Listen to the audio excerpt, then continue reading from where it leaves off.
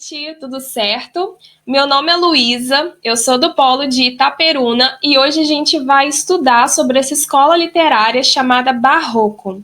Vamos então definir esse estilo, além de também ver suas características, seu contexto histórico e ver como essas características elas se espelham dentro de um texto, ou seja, vamos ver na prática.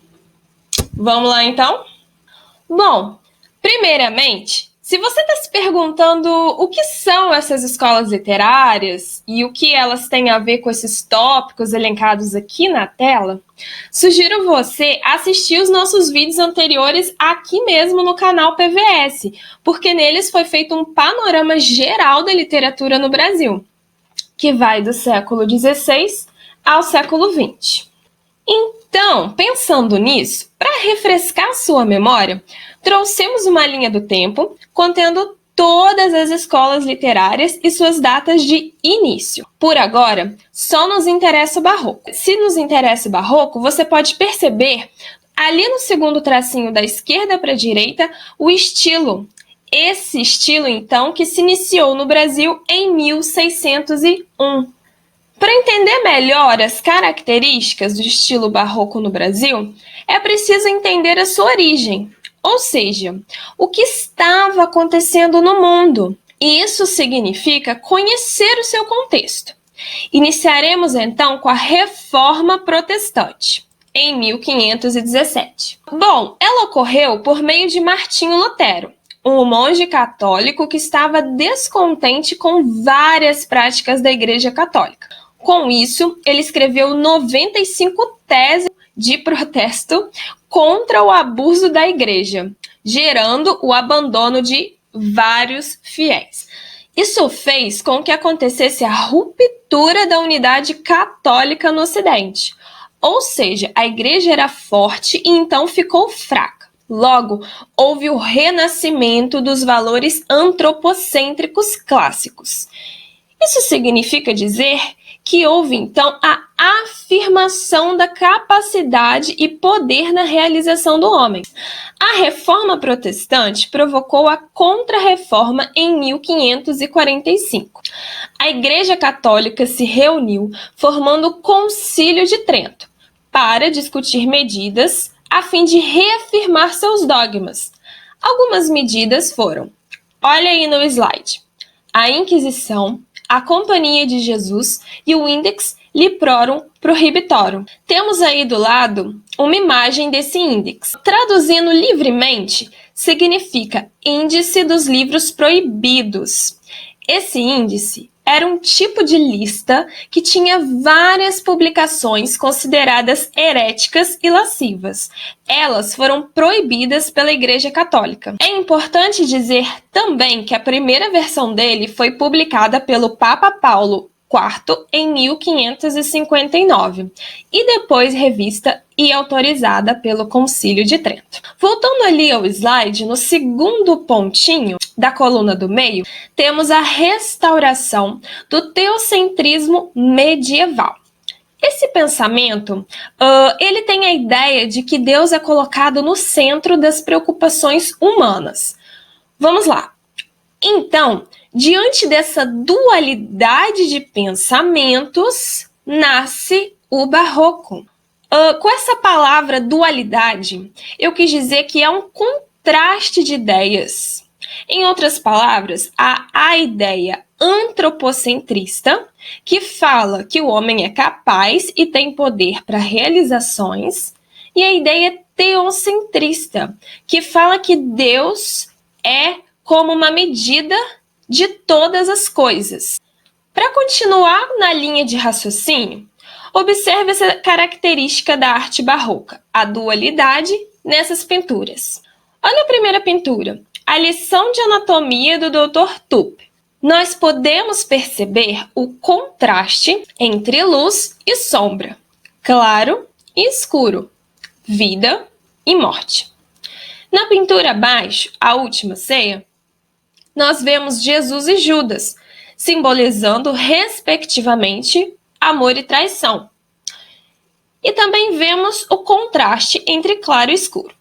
Vamos ver agora mais características do estilo barroco. Olha esse primeiro ponto. Dúvida entre viver prazeres terrenos e levar uma existência virtuosa. Bom, isso quer dizer que o homem barroco vivia na dúvida entre viver o aqui e o agora. Essa ideia faz a gente lembrar da expressão carpe diem, que está logo abaixo.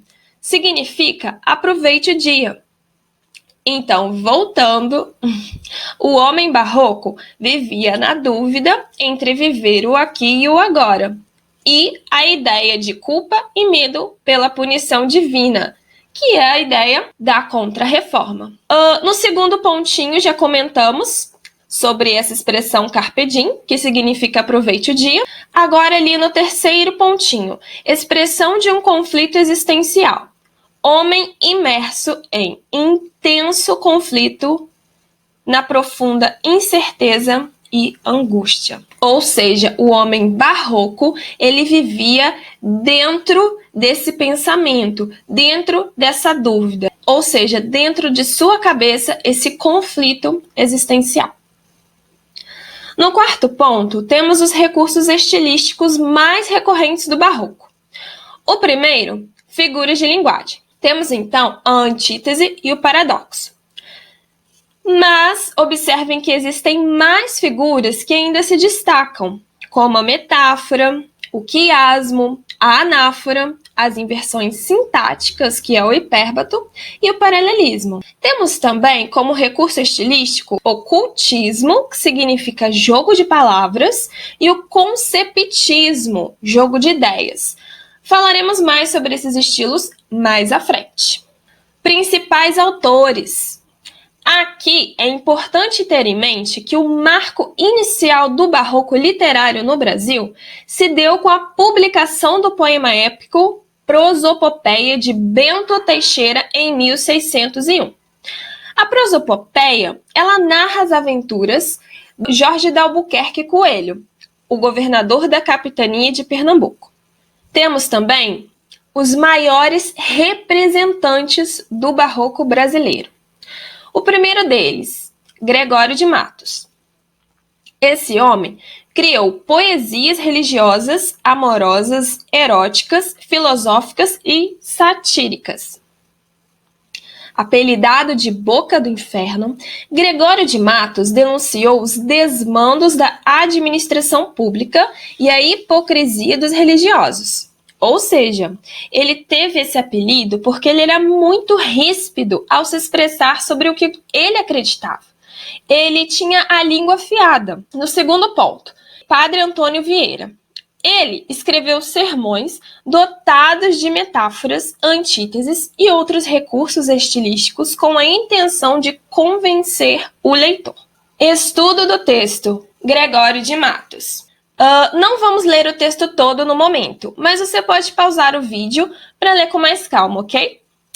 Então, prosseguindo, o texto é um soneto de lírica religiosa, que, resumindo, tem como temática o eu lírico racionalizando sobre o perdão, dirigindo-se a Jesus. Seu propósito é que o pecar é finito, ou seja, tem limites, mas o amor de Deus é infinito. Por isso, apesar de grave delito, há possibilidade de ser perdoado.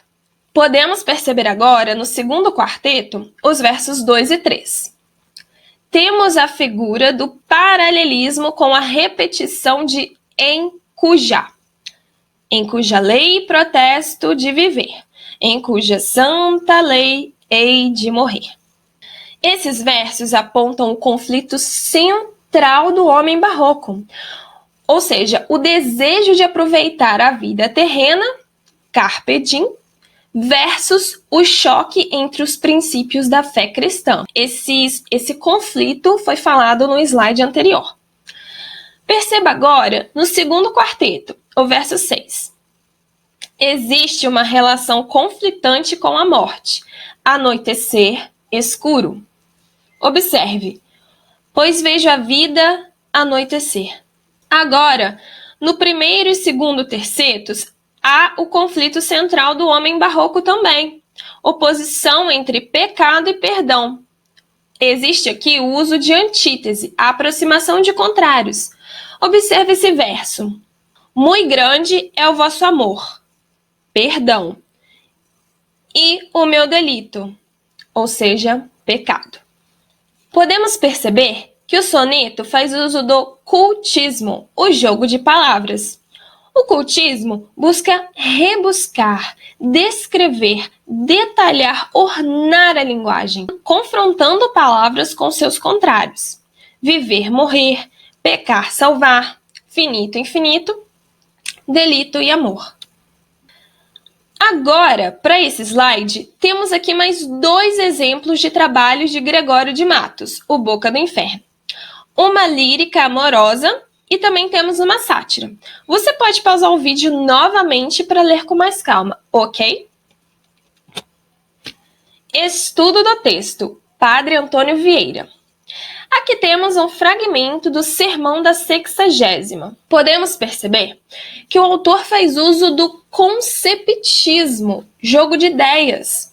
O conceptismo é quando ocorre uma racionalidade lógica que articula argumentos. Predomina a concisão da linguagem. Vamos observar isso nas partes sublinhadas. Se tanto se semeia a palavra de Deus, como é tão pouco o fruto? Se a palavra de Deus é tão poderosa, se a palavra de Deus tem hoje tantos pregadores, por que não vemos hoje nenhum fruto da palavra de Deus? O autor quer convencer o leitor de seus argumentos. Esse é seu jogo de ideias aqui. Também se percebem figuras de linguagem no sermão, como metáforas e comparações. Semeadores são como pregadores. Palavra de Deus é como semente. Bom fruto significa boas ações dos homens. Do texto para a imagem, pintura, escultura e arquitetura. Vamos analisar agora como são as imagens barrocas. Primeiro ponto. As obras são excessivamente ornamentadas, enfeitadas com incrível riqueza de detalhes e uso frequente de curvas. Olha, por exemplo, observe a quantidade de detalhes na escultura de São Simão Stock. Observe também as curvas nas saias da imagem Nossa Senhora da Piedade.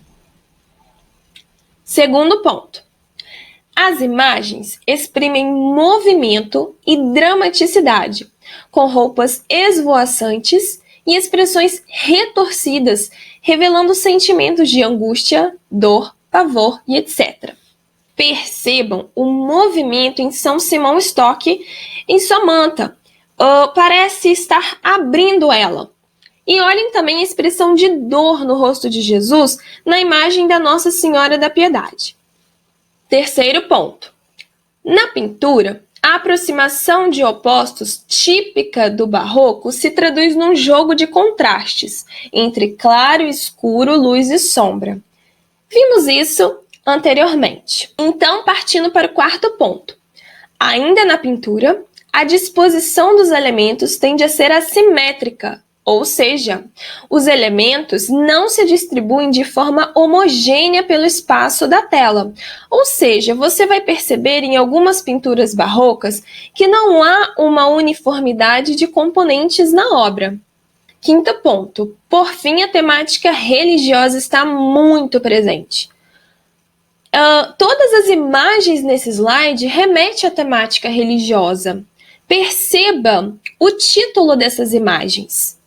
São Simão Stock, os 12 profetas, esculturas no Santuário de Bom Jesus de Matozinhos. Este, no caso, não é um título, mas indica as esculturas no santuário. E a última, Nossa Senhora da Piedade. Vale lembrar que essas esculturas no slide foram feitas por Aleijadinho. Esse é um nome muito importante quando falamos sobre barroco. A arte atravessa os tempos. É importante dizer que, por mais que o barroco tenha se findado em 1768 e surgido então o período Árcade, não podemos ignorar que a arte barroca se irradiou através dos anos e muitos artistas se inspiravam nesse estilo, como, por exemplo, a pintura de Jesus institui a Eucaristia, em 1793, por Teófilo de Jesus, e também na pintura Santa Ceia, de 1828, por Mestre Ataíde. Então, temos aqui a síntese. Ela é como o nosso resuminho. Então, em síntese, hoje podemos perceber que no Barroco ocorreu um conflito entre teocentrismo e antropocentrismo. Houve a aproximação e conciliação de opostos, matéria, espírito, pecado, perdão. E também o carpe diem, expressão muito importante também. Linguagem rebuscada com abundância de figuras de linguagem. Muito importante para a questão do barroco na literatura. Por fim, em relação às imagens, lembrando que são pinturas, esculturas e arquitetura, elas podem apresentar detalhes em excesso, curvas, movimento, drama, jogo de contraste, elementos assimétricos, temática religiosa. E agora, vamos praticar? Abra sua apostila e faça alguns exercícios para fixar o conteúdo. Qualquer dúvida, procure o tutor do seu polo. Foi um prazer estar com vocês. Até mais!